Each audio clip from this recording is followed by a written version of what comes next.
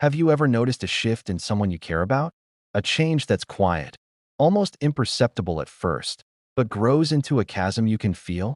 It's not always a loud explosion. More often, it's a slow, steady retreat. A man who is emotionally done doesn't always slam doors. Sometimes, he just stops opening them. Let's talk about the landscape of emotional exhaustion.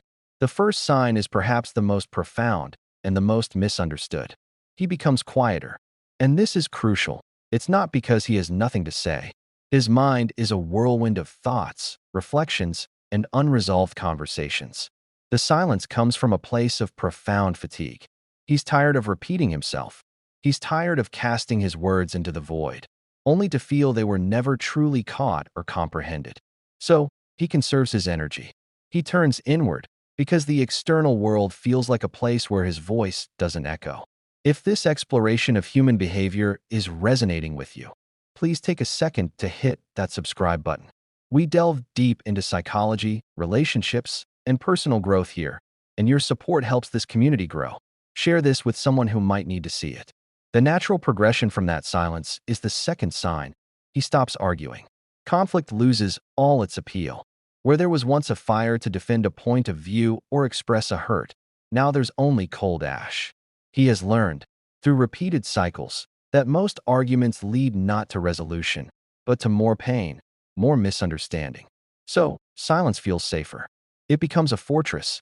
He'll retreat behind a wall of "it's fine" or "never mind," not because it's true, but because the cost of another battle is simply too high. The potential reward of being understood no longer outweighs the guaranteed exhaustion of the fight. This leads us directly to the third sign. He distances himself. This is often misinterpreted as spite, as a tactic to inflict pain. But more often than not, it's an act of self-preservation.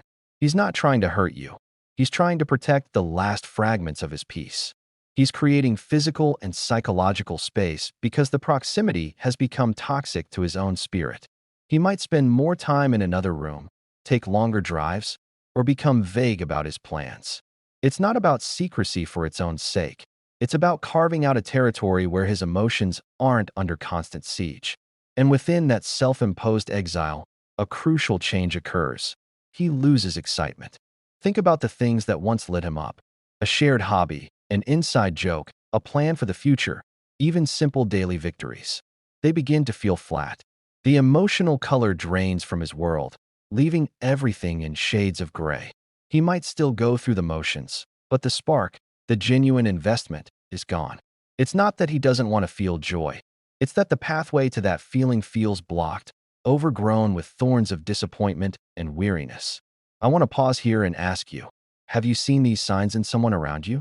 Or perhaps felt them within yourself? Drop a comment below with your thoughts or experiences.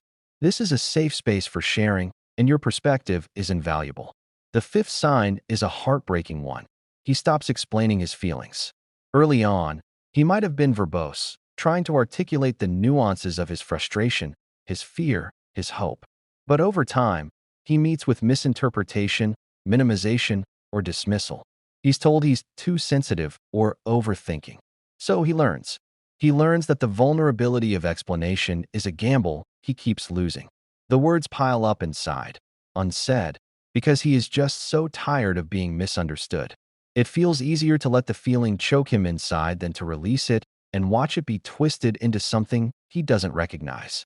This brings us to a sign that looks like maturity but is born from depletion. He forgives quickly. Or rather, he acquiesces quickly. He lets things go not from a place of magnanimous strength, but from a deficit of energy. Holding onto a grudge, maintaining a boundary, demanding accountability. All of these require emotional fuel. And his tank is on empty. So he says, it's okay, when it's not.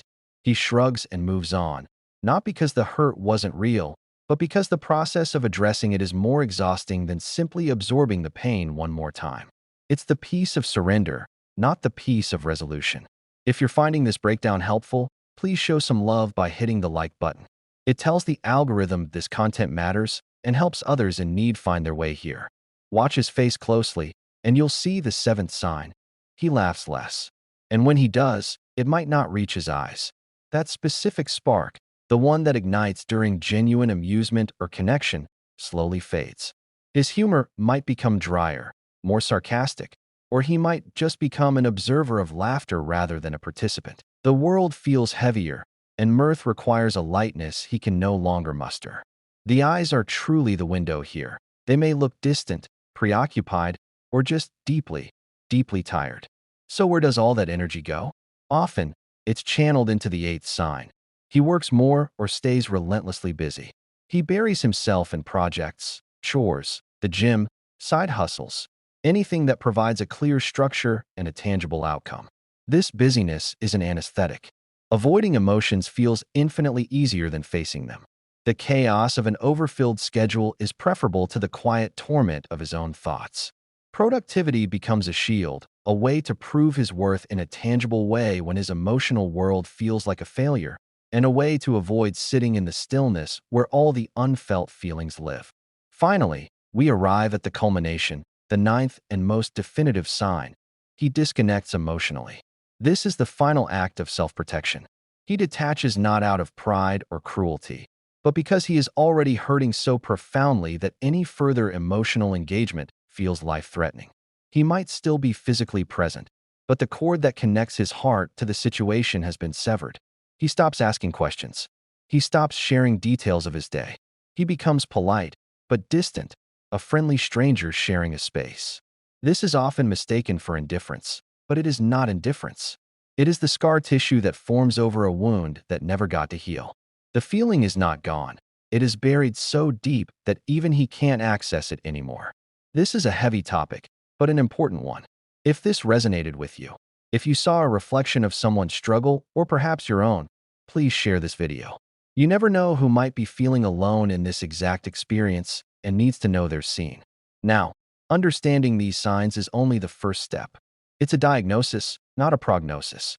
The critical question becomes, what happens next? Is this emotional retreat a point of no return, or can it be a turning point? The answer is fragile and depends entirely on awareness and action from both sides. For the person who is emotionally done, this state is a crisis.